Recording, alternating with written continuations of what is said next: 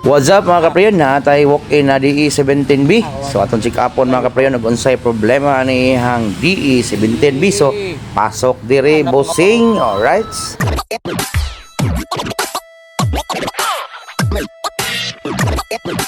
So what's up mga kaprayon, natuwa yung gi-check up ang ilahang unit. Sa problema mga kaprayon, naa sa iyang low side nga tube, nakabag-id mga kaprayon. O niya ang iyang high side hose pod, nagbasa na, brittle na kayo. Mao na siya mga kaprayon, no? Buslot ang iyang low side hose.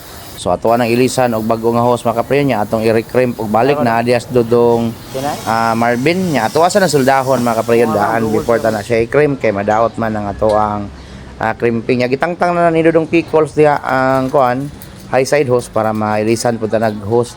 So dara mga kaprayon, humana na tog solda ang tubo.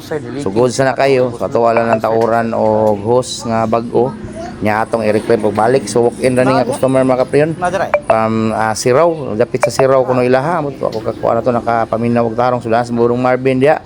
Gamay na lang dyan nagkuwang do nga masulod or gamay na lang kuwang nga makautot. So ato man na siyang giilisan o bag-o nga hose mga kaprayon kay di man na pwede nga soldahon nimo nga naa to ang ihang hose. Sumo na nga ato agi na siyang i-remove daan una ta mag-perform og init sa tubo mga kaprayon. So dara mga daan mga kaprayon ang iyang low side o ang iyang high side. So na mga kaprayon, nataod na to ang iyang mga ubang parts, iyang mga pipeline. Ang kuha nga na mga kaprayon, ang iyang na lang high side hose, natuwa na sa lang itaod. Dayon natuwa na siyang limpyuhan. So mao ni siya mga kaprayon ang high side hose. Ato aning i-crimp og balik. So ilisan ta na siya og hose niya ay crimp na to para mo balik og kamalanirtful ang lamig. So naas dulong Marvin diha og si Pickles ni tirada na mo na siya mga kaprayon, napaslak na to automatic ang ato ang high side hose. So nagkuha na lang na sila, nanaod na lang sa intercooler kay di bang madag kuan mga kaprayon ibot kung naa ang intercooler masangit man siya. So gitangtang tanay ang intercooler ug ang iyahang reservoir sa wiper washer mga kaprayon para maka-access ta sa iyahang screw. So mo na ni siya mga kaprayon, nag-vacuum na sa system. So kinahanglan din ang vacuuman mga kaprayon before ta na sudlag oil o refrigerant para di na mo taas ang iyang high pressure mga kaprayon.